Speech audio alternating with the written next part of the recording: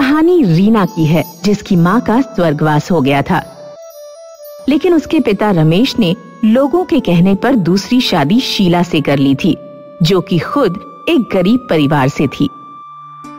शीला पर जिम्मेदारी थी अपने 2 छोटे भाई और एक बहन की। शादी के बाद, देखो, मैंने तुमसे शादी सिर्फ अपनी बेटी रीना और बेटे सोनू के लिए की है। मेरे पास खाने पीने की कोई कमी नहीं, मकान भी है। तुम्हें सिर्फ इन बच्चों को माँ का प्यार देना है और इन दोनों को किसी लायक बनाना है। मैं जानती हूँ, लेकिन मेरी मात्र इतनी शर्त है कि मैं कभी भी अपने भाई बहन के लिए कुछ करूं तो आप मुझे टोकिए नहीं, क्योंकि मेरे माता पिता गरीब हैं। चलो ये भी ठीक है, लेकिन मेरे बच्चों को कमी नहीं होनी चाहिए। उन लोगों के बाद जो समय मिलेगा वो तुम अपने भाई बहनों को दे देना।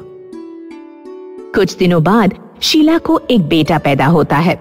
शुरू में तो शीला ठीक रहती है, लेकिन फिर एक रोज वो रमेश के जाने के बाद उसकी बीवी की वो अलमारी खोलती है जिसे उसने शीला को छूने तक से मना किया था। तभी वहाँ बड़ा बेटा सोनू आ जाता है। ये क्या है? आप मेरी माँ की अलमारी क्यों खोल कर देख रही हैं? पापा ने मना किया है ना आपको ये छूने से। शीला को सौतेले बेटे सोनू पर गुस्सा तो बहुत आता है, लेकिन वो सोच लेती है कि इस वक्त उसे गुस्से से नहीं बल्कि सोच समझ कर काम करना होगा। अरे बेटा, वो तो हम देख रहे थे कि तुम्हारे पापा का कोई कपड़ा धोने वाला है, तो मशीन में चला देंगे। अब क्या है ना, पापा को रोज जाना होता है कि नहीं? तो कपड़े तो साफ सुथरा चाहिए ना। सोनू को भी नई माँ की बात ठीक लगती है, तो वो वहाँ से चला जाता है। लेकिन एक बार जब घर पर कोई नहीं होता तो शीला पूरी अलमारी खोलकर देखना शुरू करती है। अरे, ये इतना बड़ा बक्सा किस चीज का है? जैसे ही वो बक्सा खोलती है, उसमें भर कर गहने रखे होते हैं। शीला का मन उन गहनों को देखकर ललचा जाता है। हे भगवान, इतने सारे गहने! मैं तो सारे गहने रख लूंगी, लेकिन कैसे? इनको तो पता चल जाएगा, बोल दूंगी कि चोरी हो गए। नहीं, फालतू पुलिस का लफड़ा, क्या करूं? हाँ, एक आइडिया। शीला अगले दिन जब रमेश ऑफिस चला जाता है तो सारे गहने लेकर निकल जाती है ज्वेलरी वाले के पास। सुनिए, ये सारे गहने देखकर छाप लो अपने दिमाग में। ऐसे ही एक एक गहना नकली बनवाना है मुझे। ये कौन सा बड़ा काम है? हो जाएगा, कल शाम को आ जाना। शीला अगले दिन शाम को सारे असली गहने बदलकर नकली गहने रख देती है। कुछ दिन बीत जाते हैं। एक दिन शीला, सुनिए, मेरी बहन की शादी है, मुझे कुछ दिनों के लिए घर जाना है, बच्चों को भी ले जा रही हूँ। शीला बच्चों को लेकर घर जाती है, जहाँ वो 10 साल की रीना से ढेर सारा काम करवाती है। क्या हुआ जो बच्चा सौतेला है तो बच्चा ही ना शीला। अच्छे लोगों को देखकर तेरी शादी करवाई थी, लेकिन तू तो देख माँ, किसी और का बच्चा पालना मुश्किल नहीं, नामुमकिन है, और मैंने ये शादी सिर्फ आप लोगों के लिए की है। ये भाई बहन की फौज जो मेरे पीछे लगा रखी है, उन लोगों को पालने के लिए की है। ये ले गहने। शीला जब माँ को गहने दे रही थी तब रीना उन्हें देख रही थी।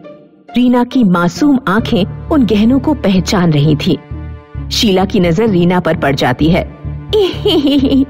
माँ, ये गहने इनकी पहली पत्नी के थे, लेकिन मैंने वैसी ही डिजाइन के नकली गहने अपनी बहन के लिए बनवा लिए हैं। कितने प्यारे हैं ना माँ। अब छोटी की शादी अच्छे घर में होगी। शीला शादी के बाद घर आ जाती है। घर आकर वो रीना से कहती है कि रीना, देखो, तुम 10 साल की हो गई हो, लड़कियों को घर का सारा काम आना चाहिए, इसलिए आज से मैं तुम्हारा स्कूल जाना बंद कर रही हूँ। कल से सारा घर का काम तुमको करना है। पापा पूछे तो बोल देना कि पढ़ाई नहीं करनी है, समझी? फिर वो बेटे से कहती है, तुम अब इस लायक हो गए हो कि घर का खर्चा उठा सको और छोटे भाई को देखो। और सुनो, पापा पूछे तो बोल देना कि काम करना चाहते हो। बस अब क्या था, बेटी सारा दिन घर का काम करती और बेटा घर से बाहर रहता। पूरे घर में शीला और उसके बेटे का राज चलता। अरे रीना, छोटे भाई को दूध दे दे, कब से बेचारा भूखा है। दे दिया था माँ। तो क्या पागल हो गया है वो जो रोया जा रहा है? अब तू ज्यादा चालाकी कर रही है रीना। मेरे बेटे का खाने पीने में कोई ख्याल नहीं रखती है। माँ, अब हम लोग तब बड़े हो गए हैं, क्या वो छोटे बच्चे की तरह रोता रहता है? उसको बोलो नौकरी करे। सोनू भी तो नौकरी करता है ना आखिर। हाँ करता है, लेकिन वो पढ़ता भी तो नहीं था ना। अब देख कब से नौकरी कर रहा है, तो तरक्की होकर इतना कमा भी तो रहा है ना कि उसकी शादी के लिए सोचा जाए। पर अब तो लग रहा है उसकी शादी से पहले तेरी शादी तय करनी पड़ेगी। शीला रीना की शादी एक ऐसे घर में कर देती है जहाँ 4 नंदे होती हैं। शीला को लगता है कि वो सब मिलकर रीना को खूब परेशान करेंगी, लेकिन होता उल्टा है। एक दिन शीला रीना के ससुराल जाती है, जहाँ उसकी सास, अरे आइए, कैसे आना हुआ? बस बेटी से मिलने आई थी। हाँ, लेकिन बहू हमारी आराम कर रही है, बेटियों को बोलती हूँ खाना पानी के इंतजाम के लिए। अरे काम करवाया करो बहू से, वहाँ तो मैं सारा काम करवाती थी, उफ न करती थी वो। हाँ हाँ, बहुत काम कर चुकी है मेरी बहू अपने हिस्से का। आप क्यों आई हैं ये बताइए। शीला को सास की बात सुनकर गुस्सा आ जाता है और वो वहाँ से चली जाती है। थोड़े वक्त के बाद शीला के पति की मौत हो जाती है। देख, तेरे पिता तो रहे नहीं, तेरी भी शादी हो गई है। अच्छा है तू इस घर को छोड़ दे। वैसे भी जब तक मैं जिंदा हूँ ये घर मेरा ही रहेगा। बेटा घर छोड़कर चला जाता है।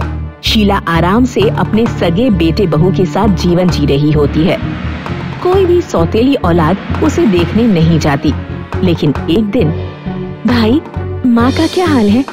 पता नहीं बहन, मैं तो गया नहीं, पर जब से घर से निकाला है बस गृहस्थी ही बसाने की कोशिश कर रहा हूँ। दोनों भाई बहन माँ को देखने पिता के घर जाते हैं, जहाँ वो शीला की हालत देखकर दंग रह जाते हैं। मुझे एक गिलास पानी दे दो। अरे माँ, ये क्या हो गया? आप तो सूख कर कांटा हो गई हैं। ये मेरे कर्मों के फल हैं। बहू ने बेटे को मुझसे अलग कर दिया, सारा गहना पैसा सब ले गई। आज मैं यहाँ एक रोटी को भी मोहताज हूँ। फिर दोनों भाई बहन माँ की सेवा करते हैं। मनोरमा की माँ की मृत्यु के बाद मनोरमा और उसके बीमार पति घर में अकेले रह गए। मनोरमा के चाचा चमन अपने परिवार के साथ तुरंत मनोरमा के घर आ धमके। भैया, आप बीमार रहते हैं और लड़की को घर से बाहर काम करने के लिए भेजना ठीक नहीं है, इसलिए मैं अपनी पत्नी और दोनों बेटियों के साथ यहाँ चला आया ताकि आपको पैसों की परेशानी ना हो और हम लोग आपकी देखभाल कर सकें। चमन और उसकी पत्नी ने मनोरमा के पिता को अपनी मीठी मीठी बातों में फंसा लिया। उन लोगों की नजर मनोरमा के घर को हड़पने पर थी। धीरे धीरे उनकी पत्नी और दोनों बेटियों ने मनोरमा को घर का नौकर बना दिया। मनोरमा के पिता की दवा का खर्च और उन्हें खाना देने के बदले मनोरमा की चाची उससे रगड़ कर घर का काम कराती। चाची की दोनों बेटियां कॉलेज में पढ़ने जाती थीं। मनोरमा भी अपने चाचा से कहती कि उसका कॉलेज में एडमिशन करा दिया जाए, लेकिन चमन किसी न किसी बहाने टाल देता। पढ़ाई में पैसा लगता है, हम तुम्हारे पापा की दवाई का खर्चा उठाएं या तुम्हें कॉलेज भेजें, तुम खुद ही फैसला करो। धीरे धीरे मनोरमा ने कॉलेज जाने का सपना छोड़ दिया। खाली समय मिलने पर मनोरमा अपनी माँ की कब्र पर फूल चढ़ाने चली जाती और वहाँ बैठकर रोती। माँ, आप मुझे अकेले छोड़कर क्यों चले गई? माँ, मैं आपके बिना बहुत अकेला महसूस करती हूँ। चाची और उनकी लड़कियों का व्यवहार बिल्कुल अच्छा नहीं है। मनोरमा अपनी माँ की कब्र के पास नाचा भी करती थी, क्योंकि उसकी माँ ने उसे नृत्य सिखाया था। गांव का सबसे अमीर आदमी था सेठ रामजीमल। रामजीमल के बेटे को नृत्य से लगाव था। एक दिन गांव में एक आदमी ढोल बजाकर घोषणा करने आया। सुनो सुनो सुनो, श्री राम जी मल के सुपुत्र अभिषेक विवाह करना चाहते हैं। आज से ठीक 3 महीने बाद उनके घर 3 दिन का नृत्य का कार्यक्रम चलेगा। जो भी लड़की अभिषेक के साथ अच्छा नृत्य करेगी, अभिषेक उसी से विवाह करेंगे। मनोरमा की चाची खबर सुनकर बहुत खुश हुई। सुनिए जी, हमारी दोनों बेटियां बहुत सुंदर हैं। अगर ये डांस सीख लें तो इनमें से किसी एक की जरूर रामजी मल के बेटे से शादी हो जाएगी। फिर रामजी मल की सारी धन दौलत हमारी बेटी की मुट्ठी में होगी। मनोरमा की चाची ने अपनी दोनों बेटियों को एक महंगे डांस स्कूल में डांस सीखने भेज दिया। उधर मनोरमा भी मन ही मन अभिषेक के साथ नाचने का सपना देख रही थी। जब भी वो घर में नाचना शुरू करती, उसकी चाची उसे कोई न कोई काम बता देती। चाची जानती थी कि मनोरमा की माँ ने उसे नाचना सिखाया है, इसलिए डांस प्रोग्राम से एक दिन पहले चाची ने मनोरमा से कहा, मनोरमा, अगर तुम सेठ रामजी मल के घर नाचने गई तो मैं तुम्हारे पिताजी की दवाई बंद कर दूंगी। 3 दिन के डांस प्रोग्राम की पहली शाम चाची अपनी बेटियों को लेकर प्रोग्राम में चली गई। मनोरमा भी चुपके उनके पीछे गई। रामजी मल की कोठी पर बैठे चौकीदार ने मनोरमा को उसके साधारण कपड़े देखकर रोक दिया। गरीबों की एंट्री नहीं है, ऐसे अरे गहरे सब चले आ रहे हैं, जाओ यहाँ से। मनोरमा अपनी माँ की कब्र पर जाकर रोने लगी। माँ की कब्र पर अचानक एक सुंदर लाल रंग की ड्रेस और एक जोड़ी सैंडल आ गए। मनोरमा उन्हें पहनकर तुरंत प्रोग्राम में पहुंची। मनोरमा का चेहरा नहीं दिख रहा था, उसने चेहरा ढक रखा था। अभिषेक ने मनोरमा के साथ डांस किया, लेकिन रात के 9 बजते ही मनोरमा अभिषेक से बोली, मुझे जाना होगा। मैंने अभी तक जितनी भी लड़कियों के साथ डांस किया है, उनमें तुम्हारा डांस सबसे बेहतर लगा। क्या तुम कुछ देर और नहीं रुक सकती? नहीं, मनोरमा को अपनी चाची के घर पहुंचने से पहले ही घर पहुंचना था। वह कोठी की दीवार से कूदकर घर की ओर भाग गई। मनोरमा गेट से नहीं गई, क्योंकि गेट से चाची अपनी बेटियों को लेकर जा रही थी। मनोरमा ने रास्ते में ही अपनी हाई हील की सैंडल उतार दी ताकि वह तेजी से दौड़ सके। अभिषेक मनोरमा के पीछे पीछे गया था। उसे मनोरमा के सैंडल मिल गए। अगली रात अभिषेक सैंडल लिए मनोरमा का इंतजार करता रहा, लेकिन मनोरमा उस रात नहीं पहुंची, क्योंकि उस रात मनोरमा के पापा की तबीयत कुछ ज्यादा खराब थी। अभिषेक गांव की सारी लड़कियों में मनोरमा को ढूंढ रहा था। पिछली रात मनोरमा ने अपना चेहरा ढक रखा था, इसलिए अभिषेक को मनोरमा का चेहरा नहीं पता था। अभिषेक जिद पकड़कर बैठ गया कि वह उसी लड़की से विवाह करेगा जिसकी ये सैंडल है। मनोरमा जब अगले दिन भी प्रोग्राम में नहीं आई, तो अभिषेक सैंडल लेकर हर घर में उस लड़की को ढूंढने लगा जिसके पैर में सैंडल बिल्कुल फिट आ जाए। लड़की को ढूंढते ढूंढते अभिषेक मनोरमा के घर पहुंचा। मनोरमा की चाची ने अपनी दोनों लड़कियों को आगे कर दिया। पहली लड़की बोली, ये सैंडल मेरे हैं। तो ठीक है, इन्हें पहनकर डांस करके दिखाओ। लड़की के पैरों के हिसाब से सैंडल काफी छोटा था। उसने जबरदस्ती सैंडल पहन लिए और नाचने की कोशिश की। पड़ोस में एक गड्ढा था जिसमें कीचड़ और पानी था। पहली लड़की उसी गड्ढे में जा गिरी। ये सैंडल तुम्हारे नहीं हैं। तब चाची की दूसरी लड़की बोली, ये सैंडल मेरे हैं। ठीक है, तो इन्हें पहनकर नाच कर दिखाओ। दूसरी लड़की का पैर और भी बड़ा था। उसने जैसे ही सैंडल पहने, सैंडल की बद्दियां उखड़ गईं। ये सैंडल तुम्हारे भी नहीं हैं। क्या इस घर में कोई और लड़की रहती है? नहीं नहीं, यहाँ और कोई लड़की नहीं रहती। अभिषेक मनोरमा के घर से जाने ही वाला था कि उसने अंदर से मनोरमा के पिता के खांसने की आवाज सुन ली।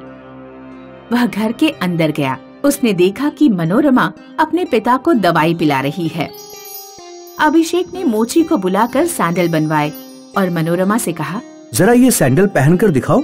मनोरमा के पैर में सैंडल बिल्कुल फिट आ गए और उसने अच्छा डांस करके दिखाया। वो तुम ही हो जिसे मैं ढूंढ रहा था। अभिषेक ने मनोरमा से विवाह किया। वह मनोरमा और उसके बीमार पिता को अपनी कोठी में ले गया। मनोरमा की लालची चाची और उनकी बेटियां मनोरमा का मुंह देखती रह गईं।